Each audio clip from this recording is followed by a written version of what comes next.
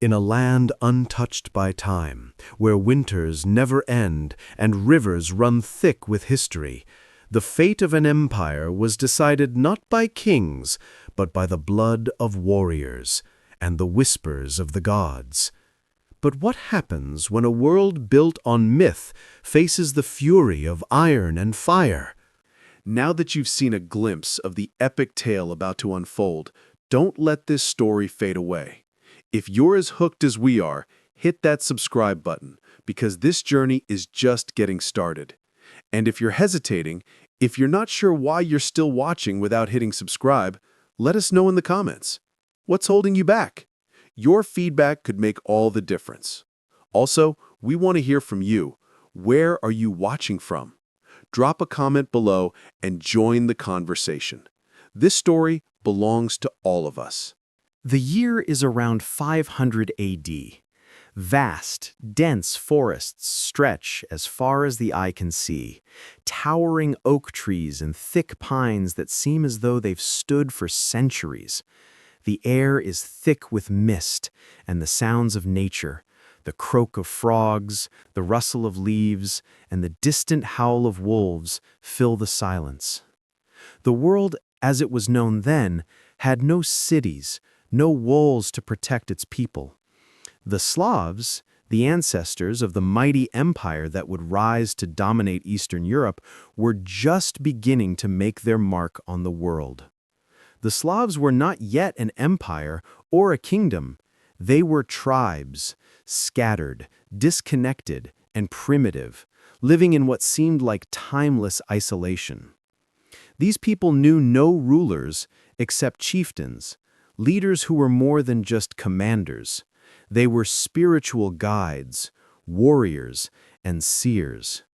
Their strength wasn't drawn from armies or territory. It came from their profound connection to nature, the trees, the rivers, the skies, and the gods that watched over them. This was a world where every tree held meaning, every river was sacred, and the spirits of ancestors walked alongside the living.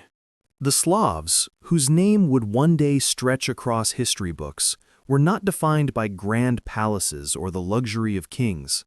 They were defined by their relationship with the land, by their ability to survive and thrive in the harshest of environments. There were no great cities, no written laws, only villages built of wood, wrapped in the safety of thick forests, where the hearth was the heart of the home, and the leader of the tribe was often the one who could commune most closely with the spirits that governed the world. These people were pagans, deeply spiritual, and their worldview was intertwined with the rhythm of nature. The deities they worshipped were not abstract beings who resided in distant heavens, but tangible natural forces. The Slavs worshipped Perun, the thunder god, whose lightning would strike the earth in a storm's fury, and Veles, the god of cattle, commerce, and the underworld, whose presence was felt in every animal, trade, and storm that crossed their land. Mokosh, the goddess of fertility and earth, was revered as the protector of crops and the fields, whose blessings were prayed for with each harvest. In this time, the heroes of the Slavic people were not figures crowned with gold or titles. There were no kings in the traditional sense.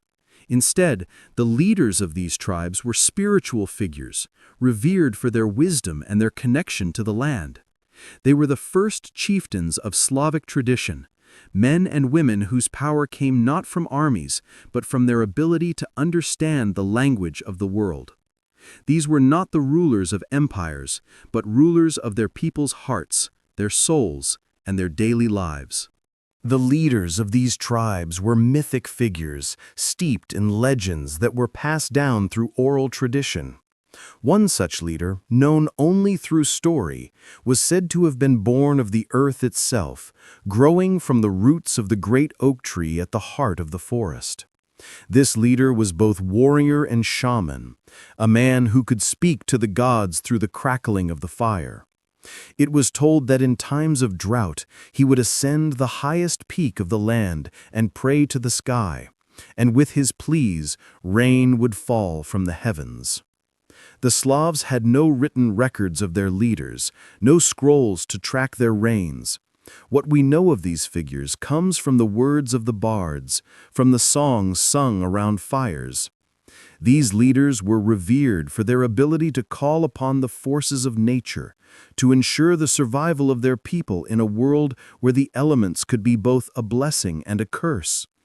They had no crowns, no thrones, but their power came from their people's belief in them, their ability to connect with the world that was alive all around them. And in the midst of these leaders, it was not uncommon for one to rise who was said to have the power of the gods themselves. The early chieftains, though they left no written history, were perhaps the most revered figures in Slavic mythology. And it is from the stories of these mythic figures that the true power of Slavic leadership can be understood, not as men who sought to conquer, but as guardians of a people's soul, connected to the earth itself. Imagine standing at the edge of the forest, the wind rustling through the trees and the ground beneath your feet feeling alive with the pulse of the earth. Around you, the village stirs to life, but in the distance, the murmur of the river calls to you. This is the world of the Slavs, a world where the ancient spirits whisper through the winds, where the gods walk beside you in the shadows of the trees. You are part of a tribe, bound to the land, where survival and faith go hand in hand. You have no king, only a chieftain, a man who understands the rhythm of the earth, a leader who walks with the gods. The only horizon you know is the one beyond the forest, the river that flows endlessly, the mountains that hold ancient secrets. There is no kingdom beyond, just the raw, untamed beauty of the earth. Here, life is simple, but fragile. There is no crown to wear, no city to build, only the harsh, primal pull of the land. Yet, you know this world is shifting, that something is coming. You feel it in your bones, the calm before the storm. But one day, from the far north, the first whispers come. Strange men with ships that cut through the rivers like knives through water. Their faces are not those of the earth. Their eyes are cold, their features hard. These men, the Vikings, bring with them not only steel and fire, but a force that threatens to change everything the Slavs have ever known. They come not to raid alone, but to settle, to conquer. Their arrival will shake the world the Slavs have built, and the question will be, will the land that has always protected them, that has whispered to them in times of need, still stand against the storm that is coming? The ancient world of the Slavs, so tightly connected to the earth, will soon face a foreign force, stronger, fiercer, and unlike anything they've known before. The balance of nature and spirit that has governed their lives will be thrown into chaos. How will the Slavs respond to this new challenge? Will their connection to the earth be enough to withstand the invading tide? Or will the Vikings rewrite the very foundation of the Slavic world? In the 8th and 9th centuries, Eastern Europe was a vast, untamed wilderness. The Slavic tribes lived in the heart of dense forests, surrounded by wide, winding rivers that served as the lifeblood of their people. But this land was not only wild, it was sacred. Every tree, every rock, every river held meaning. To the Slavs, nature wasn't something to be conquered, it was something to be revered. Their gods, Perun, god of thunder, Veles, god of cattle and commerce, and Mokosh, goddess of fertility, were not distant entities in the sky, but living forces woven into the very earth beneath their feet. The Slavs had no kings or lords in the traditional sense. Instead, power came from the respect earned by chieftains, strong, wise figures chosen not by birth, but by their ability to commune with the spirits of the land, to make decisions that honored both the people and nature. Their power was quiet but immense. It was a power earned through spiritual wisdom and their deep connection to the earth, not through the bloodshed of battle. For centuries, the Slavic tribes lived in relative isolation from the rest of the world, safe in their intimate connection with the land. Their rivers were their highways, paths they used to trade, communicate, and survive. But beyond the thick forests, beyond the reach of the mighty rivers, the world outside was not so peaceful. It was a world of shifting empires, where the mighty kingdoms of Europe fought for dominance. The Slavs remained undisturbed until the first whispers reached their shores. As the rivers began to run red with the blood of battle, one name would come to symbolize the shifting tides of Slavic history: Rurik. But who was Rurik, really? Was he a true conqueror, a man of ambition who saw the chaos around him and took advantage of it? Or was he something different, a pragmatic chieftain who seized an opportunity when no one else could? The story of Rurik is shrouded in myth. Some say he was invited to rule the Slavic tribes to end their infighting, a call for unity that no other leader could fulfill. Rurik's rise to power wasn't marked by a single decisive battle, but by his ability to bring order to a fractured land. In a time of political chaos, he became the linchpin that would hold the Slavic tribes together. His true ambition remains unclear. Was he looking to build a dynasty, or simply to stabilize the people he ruled? Rurik's leadership began in Novgorod, where his control over the river routes allowed him to consolidate power. But his rule wasn't without its critics. In truth, the Slavs did not welcome him as a king. They called upon him to restore order, but they didn't fully accept him as their ruler. This was not an empire built on conquest. It was an empire born from necessity, shaped by the tides of history. The rivers of Slavic lands, once peaceful and abundant with trade, became the highways for Viking conquest. The Vikings settled along these rivers, establishing strongholds that would eventually grow into cities. They didn't come to simply destroy, they came to rule, to settle, to shape the land into something new. The Viking invaders began to intertwine with Slavic society, marrying into the local nobility, trading goods, and slowly but steadily taking control. What had once been a land of spiritual balance began to fall under the shadow of foreign invaders. But the Vikings weren't just conquerors, they were empire builders. They took their brutal traditions and adapted them to the Slavic land, forging a new identity. They didn't just speak the language of the sword, they spoke the language of trade, politics, and empire. The Slavs, who had lived peacefully among their gods for centuries, were now facing a new reality, one of subjugation, assimilation, or rebellion. The stakes had never been higher. The Vikings, who had once raided for treasure, now had a much larger goal: control. They were slowly and quietly taking over the land, transforming the world the Slavs had known.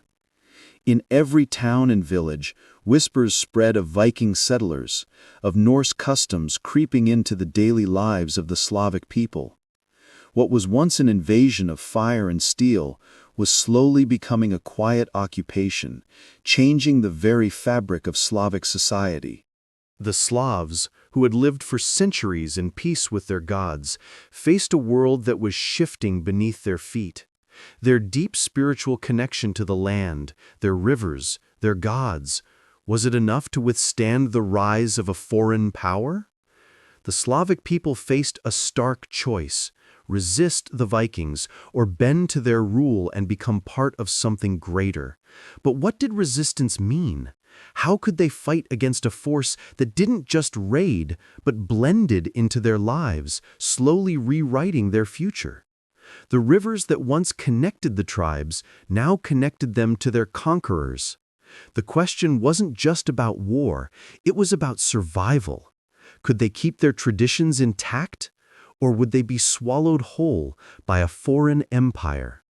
For the first time in centuries, the Slavs realized they could no longer afford to be isolated. They were not just fighting for land, they were fighting for the very soul of their people.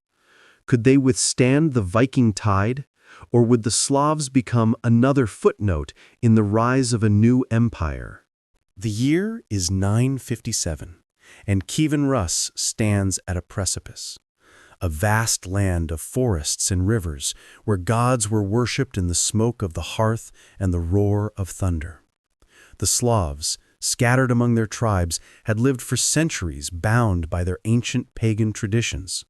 Their lives, intertwined with nature's cycles, had been governed by chieftains who wielded power not through the blade, but through their deep spiritual connection to the earth. But something was stirring beyond the borders of this ancient world. To the south, the Byzantine Empire, once the heart of the Roman world, was experiencing a resurgence. Under Emperor Basil II, Byzantium was a cultural and political giant, a beacon of wealth, intellectualism, and military might. Its capital, Constantinople, was a hub of Christian orthodoxy and political influence. And in the midst of this vast, powerful empire stood a young pagan prince named Vladimir, watching the world around him change. For Vladimir, this was not just a matter of religion, it was a question of survival. As the ruler of Kievan Rus, Vladimir had inherited a kingdom on the brink of fragmentation. There were constant power struggles among the Slavic tribes, and the threat of external invasion loomed large. Paganism, while deeply ingrained in the hearts of his people, offered no guarantee of unity, and it certainly didn't provide the political leverage needed to ensure Vladimir's hold on power. Christianity, however, had become the spiritual and political backbone of the Byzantine Empire. The Christian faith wasn't just a religion, it was the fabric that tied the Byzantine Empire together. A force that could shape alliances, trade, and military support. If Vladimir wanted to expand his influence, secure his rule, and bring his fragmented people together, the answer lay in the foreign faith that dominated the lands to the south. But Vladimir wasn't a passive player. His decisions were never based on simple faith alone. He had built his reign on strength, on cunning, and on brutality. As a pagan ruler, he had spent much of his life consolidating power through war, intrigue, and personal ambition. He had been ruthless in his quest to maintain control, overthrowing his own family members, assassinating rivals, and making alliances through bloodshed. Now, faced with the choice to turn to Christianity, he was once again forced to make a decision that would shape the future of his realm. At the heart of this transformation stood Vladimir, a ruler with a violent and complex past. Born into a world of internal struggle and assassination, Vladimir had grown up as the son of a ruler who died under mysterious circumstances. From an early age, Vladimir had learned the brutal politics of survival through war, alliances, and betrayal. He wasn't just a conqueror, he was a manipulator of the world around him. But there was another figure who loomed large in Vladimir's decision. Empress Theophano. Married to Vladimir as part of a political alliance with the Byzantine Empire, Theophano was a woman of immense influence. Though her role in Vladimir's conversion to Christianity has been debated, one thing is clear: her presence in Vladimir's court was more than just symbolic. She was a product of the Byzantine court, a daughter of the Eastern Roman Empire, and it's likely that her Christian beliefs played a major role in her husband's eventual conversion. But was she simply a political pawn, or was she too trying to guide Vladimir down a path that would ultimately benefit both him and her empire? Emperor Basil II, the Byzantine ruler, had long been aware of the political value of forming alliances with the northern tribes. But he didn't offer Vladimir Christianity simply out of kindness. It was a carefully calculated move to bring Vladimir and Kievan Rus into the fold of the Byzantine Empire, both spiritually and politically. For Basil II, The conversion of Vladimir meant one thing: a loyal ally to counter the growing power of the pagans to the north. But Vladimir's conversion was not an immediate step toward faith. It was a political maneuver, a move designed to strengthen his power. Would he truly embrace Christianity? Or was this just another step in a long game of political chess? Vladimir's decision to convert was not just a matter of faith, it was a matter of survival. By embracing Christianity, Vladimir would gain the full support of the Byzantine Empire. This would mean access to wealth, military aid, and recognition from the Christian world. A world that could open doors for trade, diplomatic ties, and the consolidation of power. But could Vladimir really embrace Christianity? Could he, a prince who had spent his entire life conquering and fighting, suddenly abandon his pagan roots? And what would that mean for his people, who had lived for centuries in the embrace of their old gods? The pagan faith had been the backbone of their world, their customs, their celebrations, and their very identity. Could it truly be replaced by the foreign teachings of the Byzantines? Vladimir was a man of extremes. He had waged bloody battles against his own family, slayed his enemies without mercy, and ruled with an iron fist. Could he bend the knee to a foreign faith that promised peace but demanded submission? Was this truly a spiritual journey, or was it a calculated move to gain power at any cost? And what of the Slavic people? Would they follow their leader into this foreign faith, or would they resist, holding on to the old ways?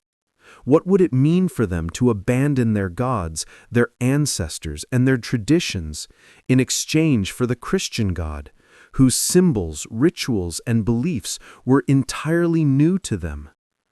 Vladimir stared at his reflection in the water. His decision would change the course of Kievan Rus and the fate of his people. The waters before him were calm, but beneath the surface, the current of history was about to shift. Was this truly a spiritual decision, or just another political move? Vladimir had conquered, killed, and manipulated his way to power. Was this just the next step in his quest for dominance? Could a man so ruthless truly embrace a foreign faith, or was he merely playing the part of a Christian ruler to secure his reign? And the people of Kievan Rus, would they follow him? Would they kneel before the Christian God, or would they rise up against him, rejecting the foreign faith that threatened to wipe away centuries of tradition? The question lingered in the air, and as Vladimir prepared to take the plunge, the fate of Kievan Rus hung in the balance. The rivers of his land had long been pathways of life, but now they were about to carry him into a new world, one that would forever change the history of Eastern Europe. The early 11th century, an age of transformation not just for Kievan Rus, but for the entire European landscape. The world was on the cusp of a new era, where cities rose from the shadows of darkness into beacons of culture, power, and influence. And at the heart of this dramatic change stood Kiev.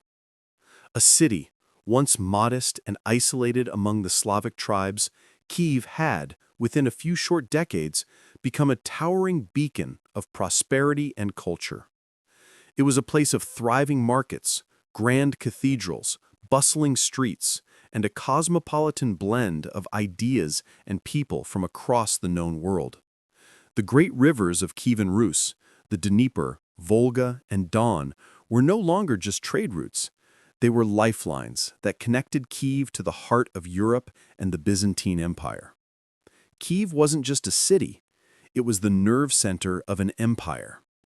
At the center of this breathtaking transformation was one ruler, Yaroslav the Wise. Under his leadership, Kiev was not just a city of wealth, but a city of ideas, law, and culture. Yaroslav would go on to create one of the most sophisticated legal systems in Europe at the time, giving his empire a foundation of stability and legitimacy that many Western kingdoms could only dream of. This wasn't a city that had been forged by the sword alone, nor was it an empire that came from sheer military might. Kievan Rus grew not just by conquering lands, but by weaving a complex web of diplomacy, marriage alliances, and cultural exchanges. But for all of its grandeur, Kievan Rus was walking a precarious tightrope, where every alliance, every decision, could tip the balance toward prosperity or ruin. Yaroslav the Wise was not born with a kingdom at his feet. Like many of the great leaders in history, he rose to power through shrewd political maneuvering and personal ambition.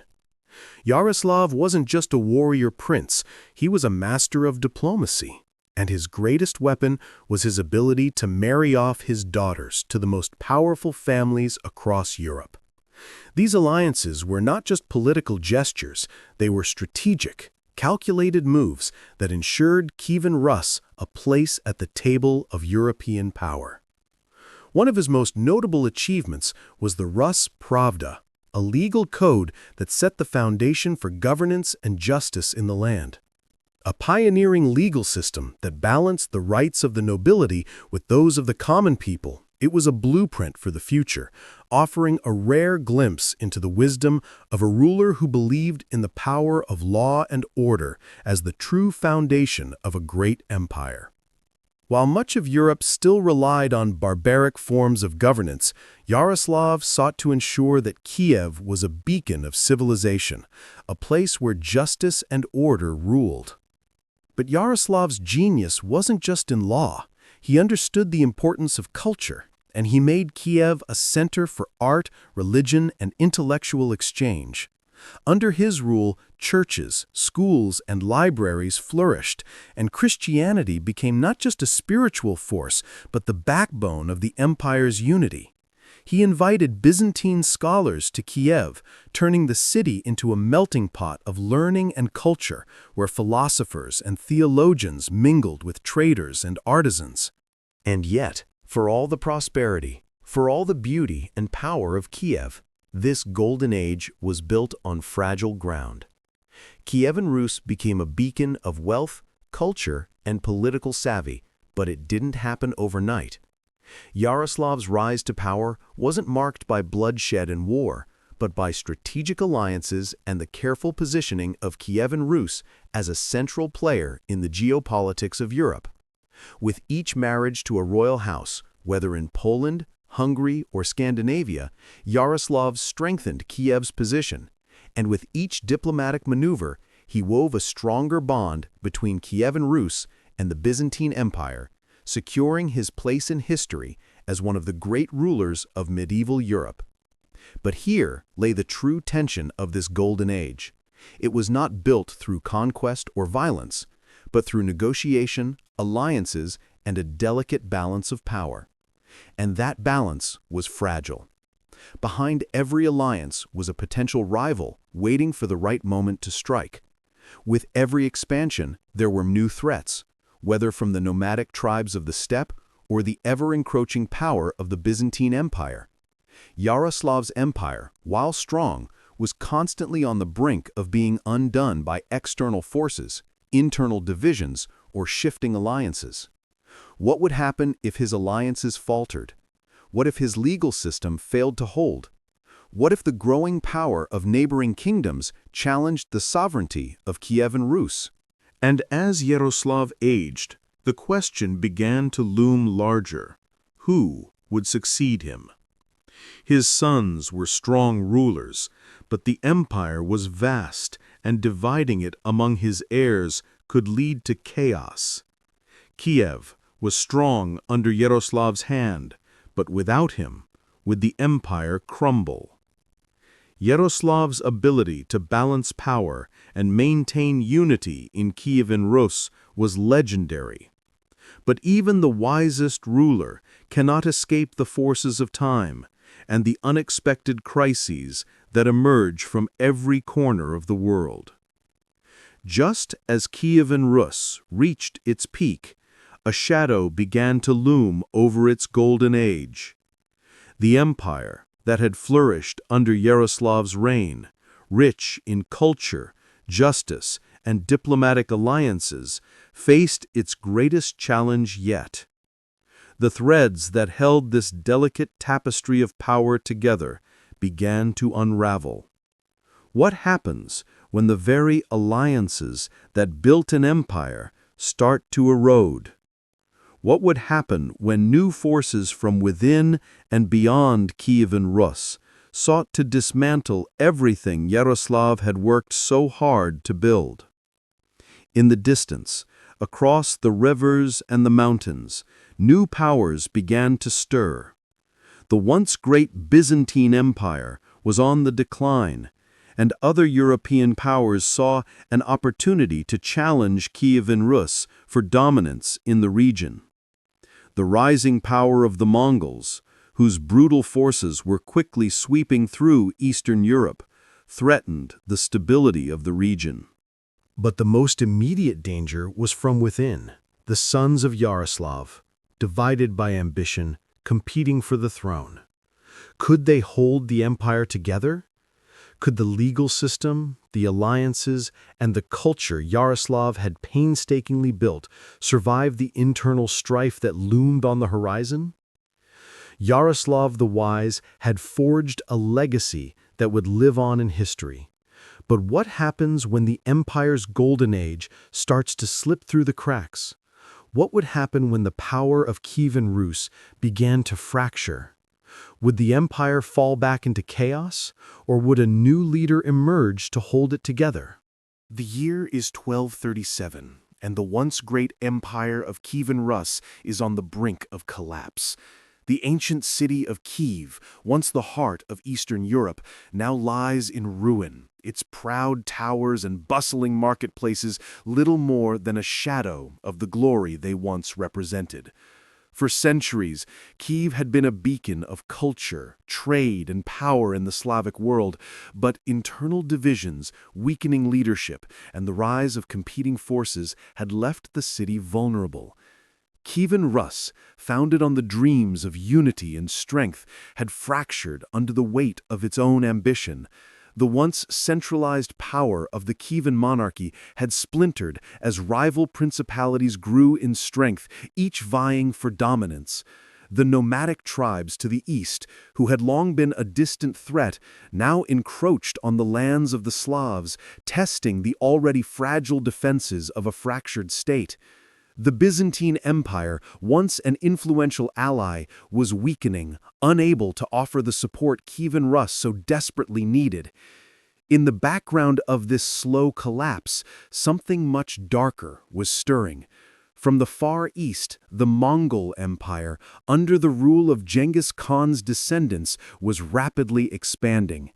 Having already conquered vast swaths of Asia, the Mongols now turned their eyes westward, their sights set on the lands of the Slavs.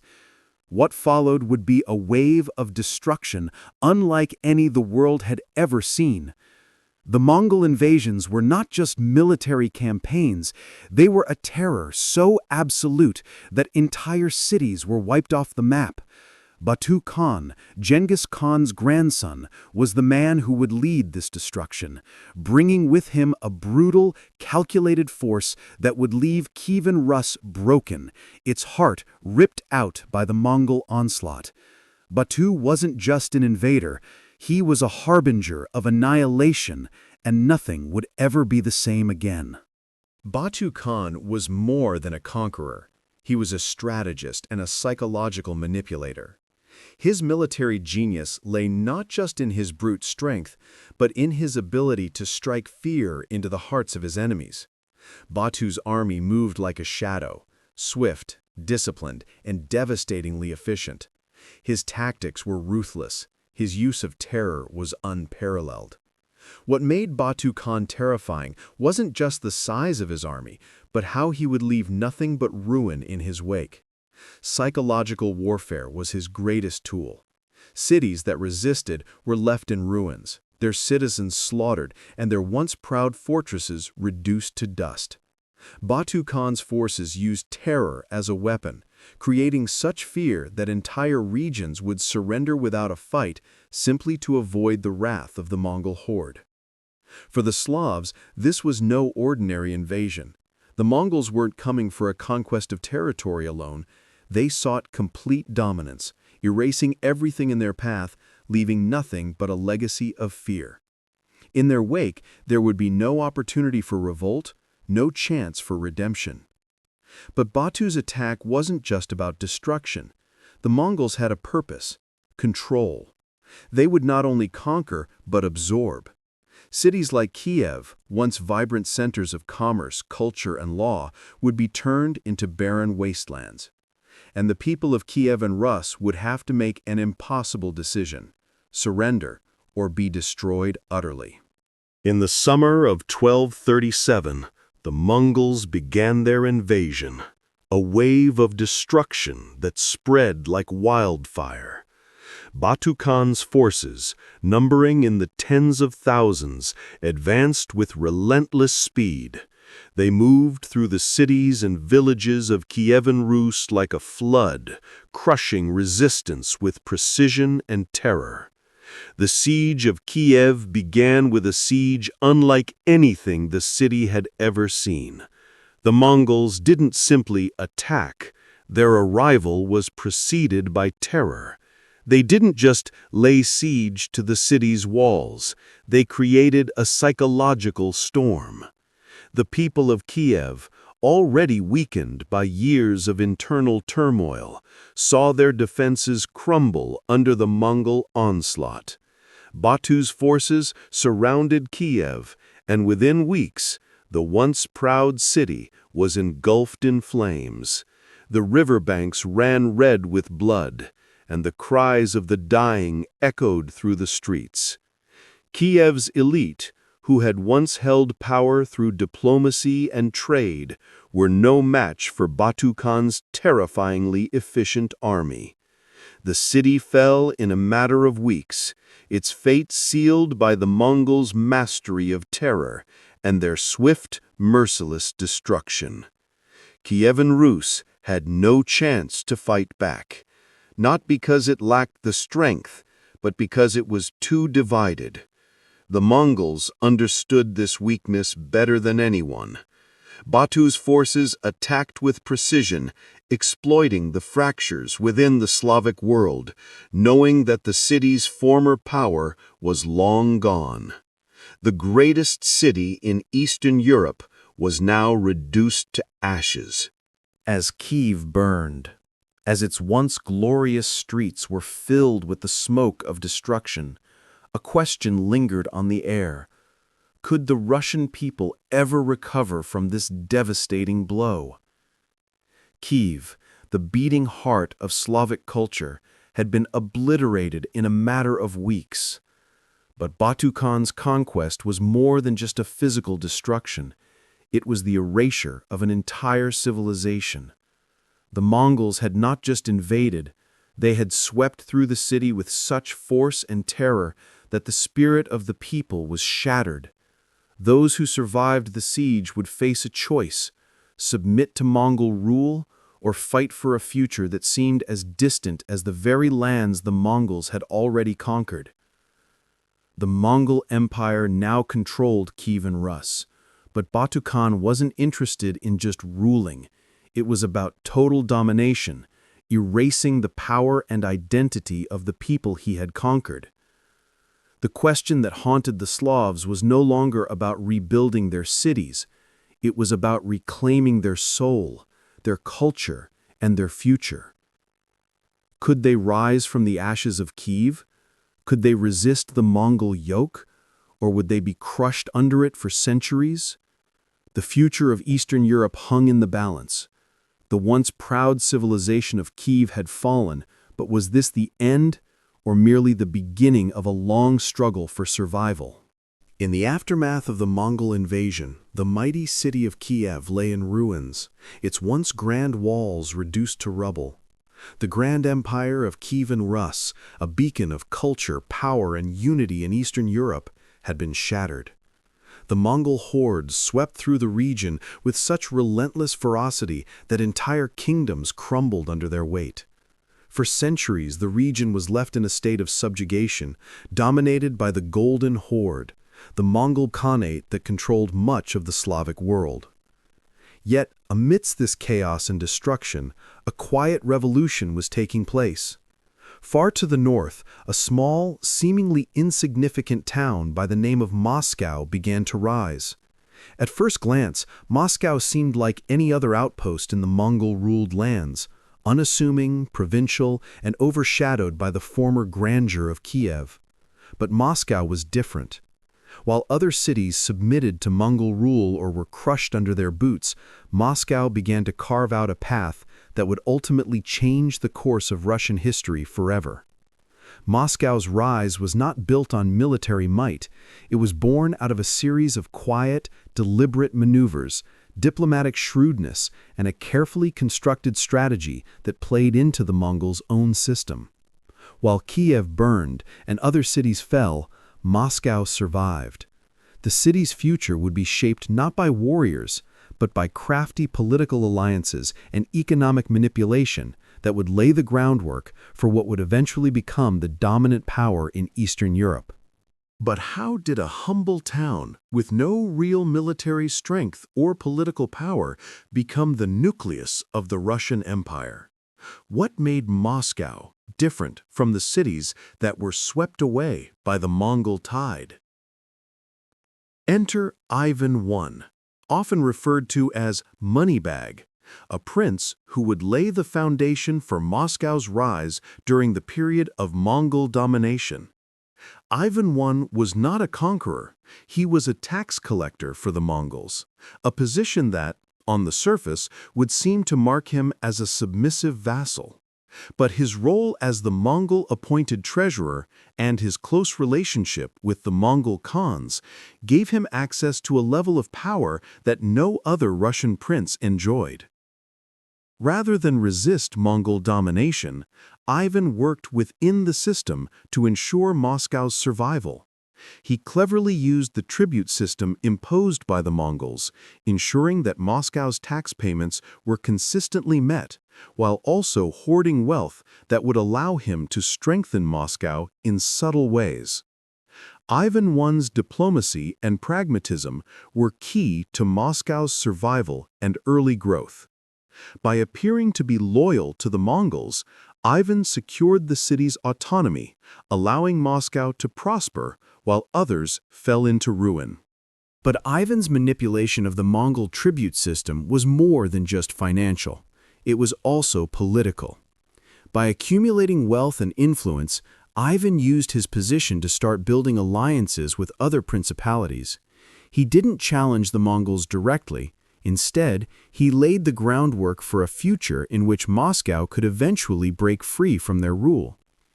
The city's growing wealth and influence were not visible at first, but over time, Moscow had become a silent giant, laying the foundation for a future empire that could rival the Mongol overlords.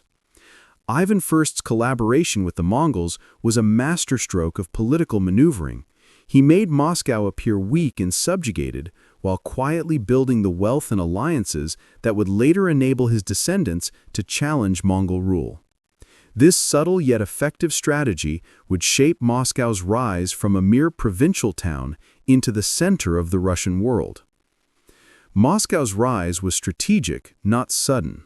For decades, Ivan I played the game of diplomacy, navigating the complex political landscape of Mongol rule with precision. Moscow didn't challenge the Mongols outright, it bided its time. Unlike the kingdoms that openly resisted or tried to fight back, only to be crushed, Moscow took the quieter route, working behind the scenes to gain influence over the smaller principalities, amassing wealth from trade, tribute, and political maneuvering. But the growing wealth and power of Moscow did not go unnoticed. As the Mongols became more entrenched in their rule, some saw Moscow's rise as a threat. Yet Ivan I's subtlety allowed him to avoid the direct confrontation that had doomed so many other cities. His ability to walk the fine line between collaboration and eventual independence was key to Moscow's survival. However, this quiet rise came with its own tension. Moscow was growing in strength and influence, but it was also at the mercy of the Mongol Empire. While Ivan I manipulated the Mongols, using them to his advantage, Moscow was still under their thumb. Could Moscow, with its growing wealth and strategic alliances, ever break free from the Mongols? Or would they remain subjugated forever?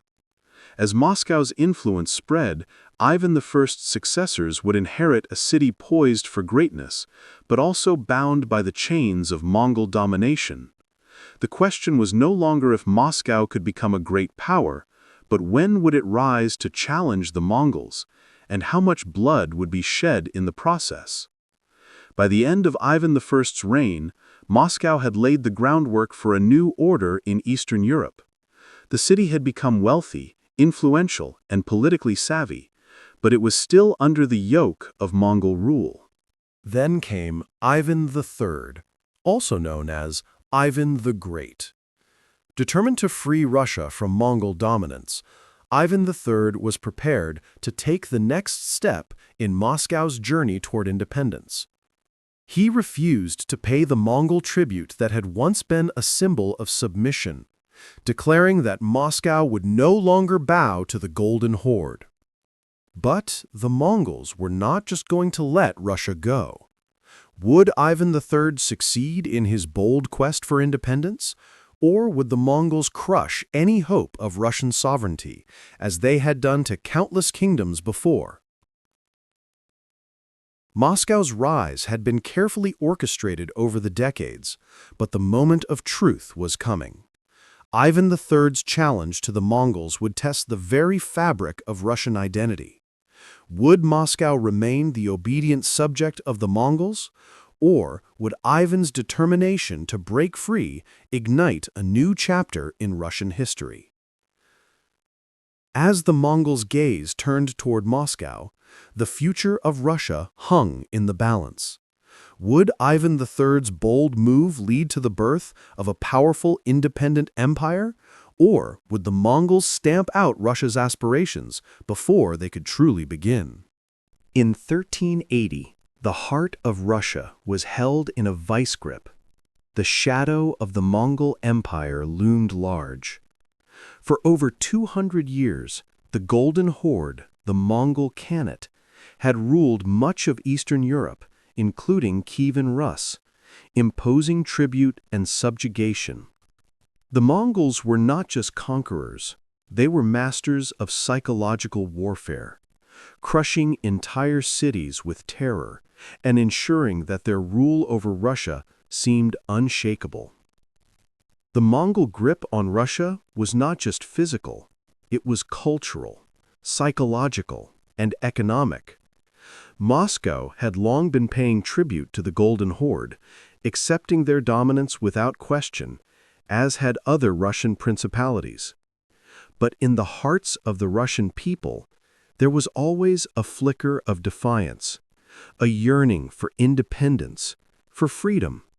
This desire was not easily extinguished.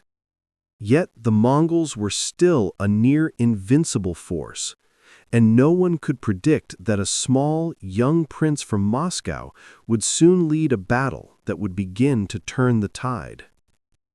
The Battle of Kulikovo in 1380 would come to symbolize the first major defeat of the Mongols at the hands of the Russians. But it wasn't simply a battle of weapons, it was a battle of will, strategy, and determination. Dmitry Donskoy, the Grand Prince of Moscow, would face an empire that had dominated the Russian lands for centuries. The odds were against him.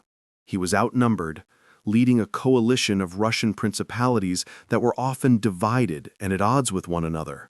But Dmitry, driven by a vision of a free Russia, saw this as his moment, a chance to strike a blow for independence. This battle wasn't just about Moscow or any one principality. It was about the soul of Russia. Would the Russian people rise up, or would they be forever chained to Mongol rule? Dmitry Donskoy, a young prince, had been thrust into leadership at a young age. His journey to the Battle of Kulikovo was one marked by personal struggles, political intrigue, and a series of calculated moves that would lead him to this fateful confrontation. Dmitry was not just a warrior, he was a strategist. And his brilliance lay in his ability to unite the divided Russian principalities under a single banner, despite years of Mongol dominance and internal fragmentation. Dmitry's rise to power had been anything but easy. The Mongols had long ruled over Moscow, collecting tribute and keeping the Russian principalities fractured. Yet Dmitry's vision was different. He saw the potential for unity among the Russian people, something that had eluded his predecessors. He worked tirelessly to forge alliances, secure loyalty among the Russian princes, and rally his people around the idea of an independent Russia. But his success wasn't purely due to his ability to rally his people. Dmitry was a master strategist, carefully studying Mongol tactics, understanding the intricacies of warfare, and using his knowledge to plan his attack with precision. He knew that to defeat the Mongols, Moscow needed more than just brute force. It needed a plan, an understanding of the terrain, and the will to stand against a seemingly unstoppable force. Dmitry's leadership was not just about military might, it was about courage, wisdom, and the courage to believe that even against overwhelming odds, a united Russia could rise again. But Dmitry was not alone in this struggle. His closest ally was Prince Vladimir, the Bold of Serpukhov, who played a critical role in the battle by securing the flank of the Russian forces. These alliances would prove essential when the Mongols advanced. Together, the Russian princes would stand united, and in doing so, they would take the first step toward freeing Russia from Mongol rule. The Mongol leader in this battle was Bekbulat, a fierce and experienced commander of the Golden Horde who commanded a vast, experienced force. Though he was a fierce warrior, Bekbulat underestimated the unity and strategy of Dmitry's forces, an error that would cost him dearly. The Mongols were accustomed to overwhelming and intimidating their enemies with sheer numbers and fear, but the Russians had something the Mongols could not anticipate: resolve. As the day of the Battle of Kulikovo approached, tension mounted in the air. The stakes could not have been higher for Moscow. Dmitry Donskoy faced an overwhelming challenge: to take on the Mongol horde with an army that was smaller, less experienced, and made up of disparate Russian forces that had never fully united before. The Mongols were relentless. Their cavalry was fast, their tactics brutal, and their reputation struck fear in the hearts of all who faced them. Dmitry's strategic brilliance came into play. He understood that a direct confrontation would not win the battle for him. He had to outthink the Mongols, using the terrain to his advantage and creating a plan that would divide the Mongol forces. Dmitry's army had the element of surprise, and he capitalized on that, allowing the Mongols to chase his retreating forces into a carefully crafted ambush. He feigned retreat, luring Bekbulat's forces into a trap and forcing them to fight on terrain that did not favor their cavalry-heavy army. The Battle of Kulikovo wasn't won with overwhelming force. It was won through unity and strategy. Dmitry had managed to unite the divided Russian princes, and together they had formed a cohesive force that stood against the Mongols not just with weapons, but with a shared vision of independence. The battle raged for hours, and the future of Russia hung in the balance. Dmitry's forces fought fiercely. The sound of clashing swords and the roar of horses echoed across the battlefield, while the cry of the fallen could be heard on all sides. Moscow's future rested on the shoulders of a young prince and the collective resolve of a people who had been oppressed for generations. The Battle of Kulikovo was a turning point, but not the end of the struggle. Dmitri's victory against the Mongols was a profound symbol of what the Russian people could achieve when united. However, the Mongols were far from defeated. While Dmitri's forces had dealt a heavy blow to the Mongol horde, the Golden Horde was still a formidable force, and they would not let this defeat go unpunished. Even as the smoke from the battlefield began to settle, the question loomed. Would the Mongols regroup and crush the fledgling hope of Russian independence, or would this battle spark a movement that would eventually free Russia from Mongol domination? Though Dmitri had achieved a great victory, the Mongols' grip on Russia was far from broken. The battle had not ended the Mongol threat. It had only ignited a longer, more brutal struggle for independence. The question remained: could Dmitri's victory at Kulikovo be the first step toward a unified Russia? Or would the Mongols come back with a vengeance and extinguish the flame of hope that had begun to burn in the hearts of the Russian people? Dmitri had made his stand, but the real battle for Russia's future was just beginning. Would he lead his people to freedom, or would the Mongol yoke crush any hope of independence? The 16th century in Russia was a period of upheaval, strife, and transformation. Russia was not the empire it is known as today. It was a land of warring factions, disconnected duchies, and fractured principalities. The Mongols had left their mark, but the true challenge for Russia was its internal disunity. The land was torn between the old traditions of feudalism and the growing need for a centralized state. In this chaos, the Russian people longed for stability, for order, someone who could restore balance to a fractured world. In 1533, Ivan IV ascended to the throne as a young boy, the Grand Prince of Moscow. He was the first ruler of Russia to be crowned Tsar, a title symbolizing the divine right to rule and the ancient imperial ambitions of the Russian state. Ivan's early years were filled with promise and optimism. He was an ambitious ruler with grand plans to modernize Russia, to strengthen it, and to build an empire that could rival the might of Europe. However, the Russia Ivan inherited was a world in turmoil, a land where the nobility still wielded vast power, and peasants lived under the oppressive weight of feudal systems. Ivan's early reign was marked by reforms aimed at centralizing power, weakening the nobility, and instituting laws that would solidify his control. Yet, despite his vision for a stronger state, there was a storm brewing beneath the surface. Ivan IV was not destined to be a unifier in peace. Instead, his rule would be defined by terror, blood, and paranoia. Ivan IV, later known as Ivan the Terrible, was a man of contrasts. His early years, while filled with personal tragedy, showed signs of great potential.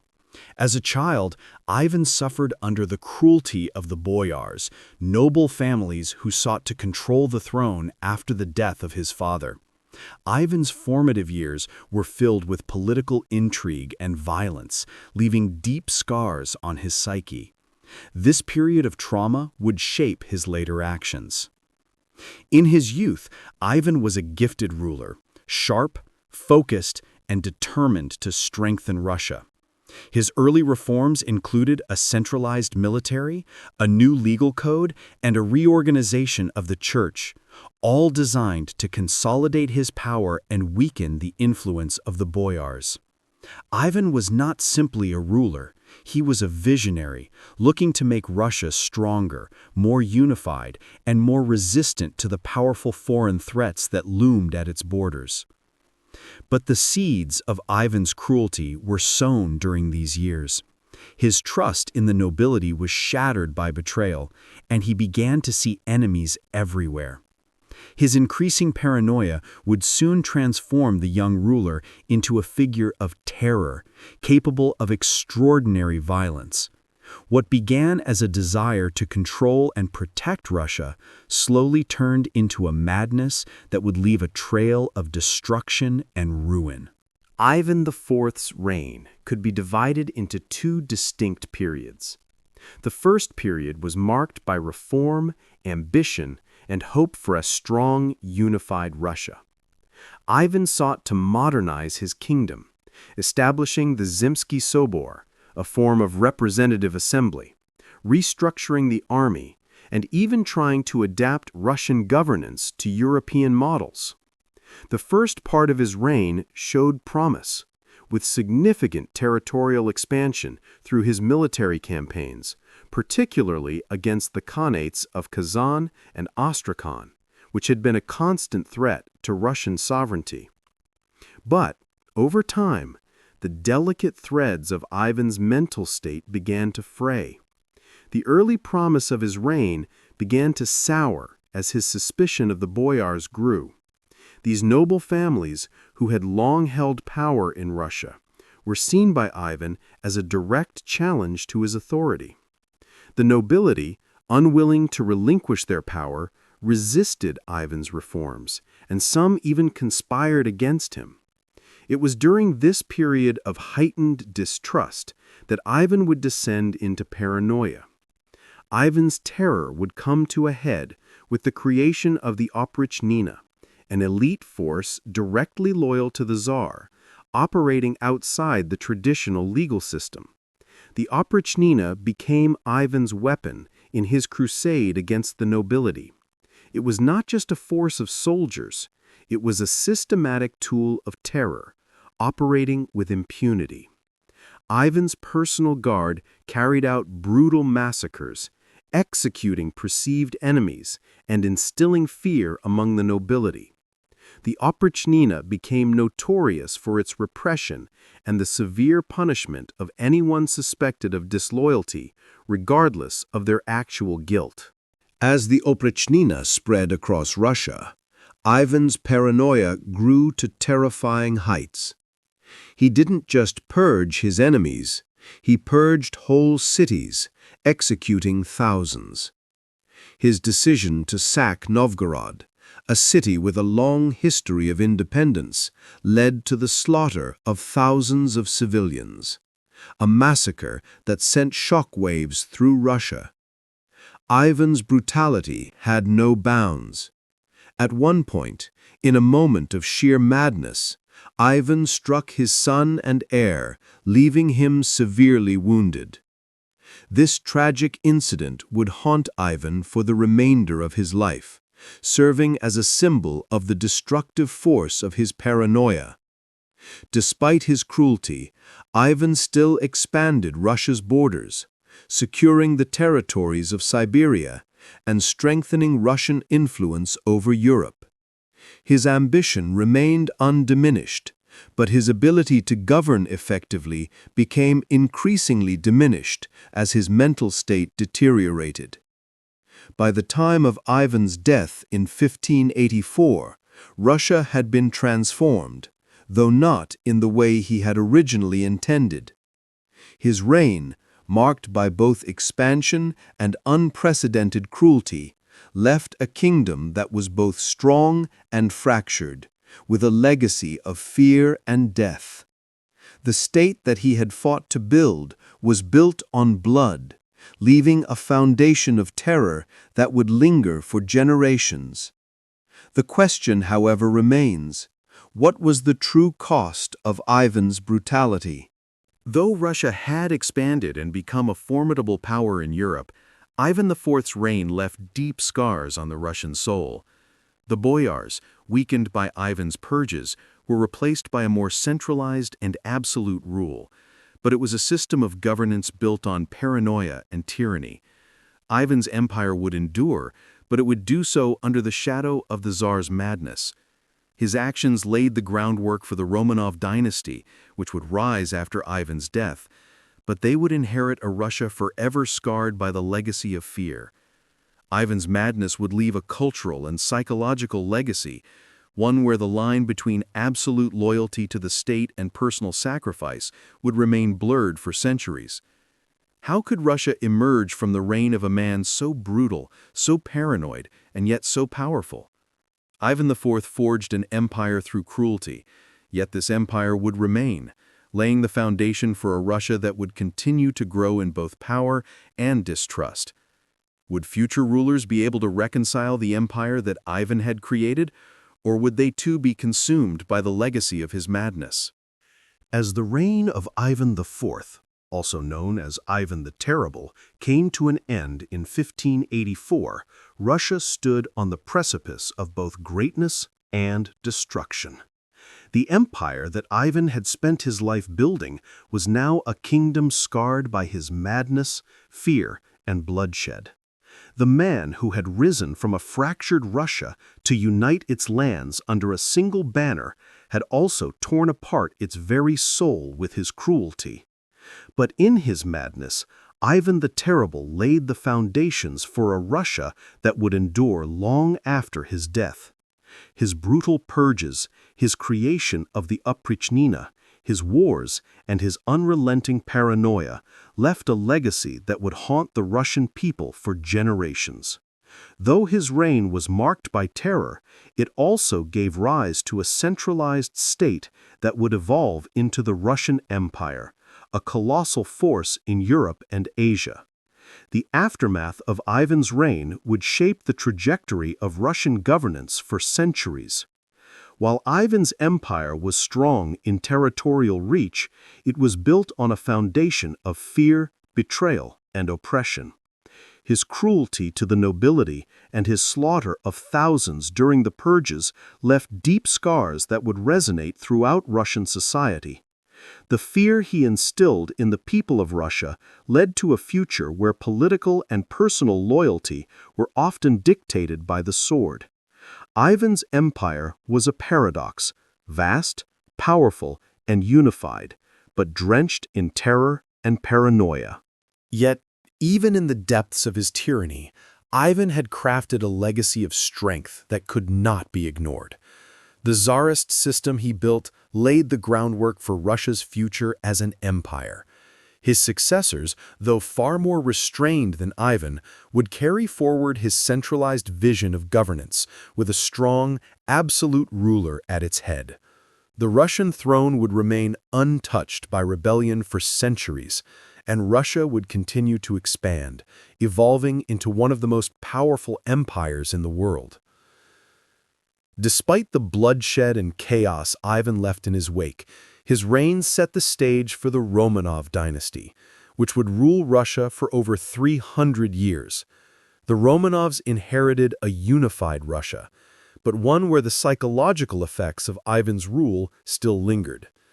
The autocratic nature of Ivan's reign became a model for future Russian rulers, even as they struggled to distance themselves from the brutality that had marked his rule. While they sought to expand and modernize, the shadow of Ivan's iron-fisted rule would always be present. And yet, in the twisted legacy that Ivan the Terrible left behind, there were moments of brilliance. His vision for a stronger Russia, capable of withstanding the encroaching powers of Europe and Asia, was realized, albeit at a heavy cost. Ivan understood the importance of consolidating power, of making Russia a formidable entity in the world, and though his methods were horrific, the foundations he built allowed Russia to become a superpower. But Russia's journey after Ivan's death was far from smooth. His reign, while consolidating the empire, had left a nation profoundly wounded. The people of Russia had suffered under his rule, and the nobility had been decimated, creating a power vacuum that would lead to future conflicts, internal struggles, and even more bloodshed. It was a land where fear and loyalty were intertwined, where the very notion of leadership had been shaped by Ivan's cruelty. By the time the Romanovs came to power, Russia was a vastly different place from what it had been under Ivan. The autocracy Ivan put in place would continue, but the fear-driven culture he had created would eventually have to evolve. For centuries, the Russian people would live under the shadows of their history, wondering if the next Tsar would be like Ivan the Terrible, ruling with an iron fist, or whether the nation could heal from the scars Ivan had left. In the end, Ivan IV's reign cannot simply be defined by his brutality. It was a complex, multifaceted rule, one that brought both advancement and destruction. His name, Ivan the Terrible, would forever evoke fear, but also a strange respect for the empire he had forged. In his madness, he had both built and shattered an empire, and in his bloodied legacy, Russia found the strength to endure and grow. The story of Ivan the Terrible is a cautionary tale of absolute power, the psychological toll of cruelty, and the destructive force of paranoia. But it is also the story of a nation's resilience, a nation that, despite everything Ivan did, survived, expanded, and became an empire that would endure for centuries. How did a man so brutal, so paranoid, shape the future of an entire country? Perhaps the answer lies in the paradox that is Ivan IV, the Terrible, a ruler whose terror forged an empire that in the end could not be erased by the violence of his reign. Even in his madness, Ivan IV had built Russia's future, leaving a legacy that was both its strength and its curse. Ivan IV's reign reshaped Russia in ways that still echo today, but his legacy is far from simple. A man who both built and destroyed an empire, Ivan the Terrible is a figure whose actions continued to provoke debate and reflection. What do you think? Was Ivan's brutality a necessary evil for the empire's survival, or was his madness the cause of its lasting scars? If you found this story compelling, don't forget to hit that like button and share it with others who might want to dive into the depths of Russian history. Drop your thoughts and questions in the comments below. What part of Ivan's reign intrigued you the most? And if you haven't already, make sure to subscribe for more riveting historical stories like this one. If you're not ready to subscribe yet, let us know why. Your feedback helps us improve. Thanks for watching, and we'll see you next time as we continue uncovering the untold stories of history.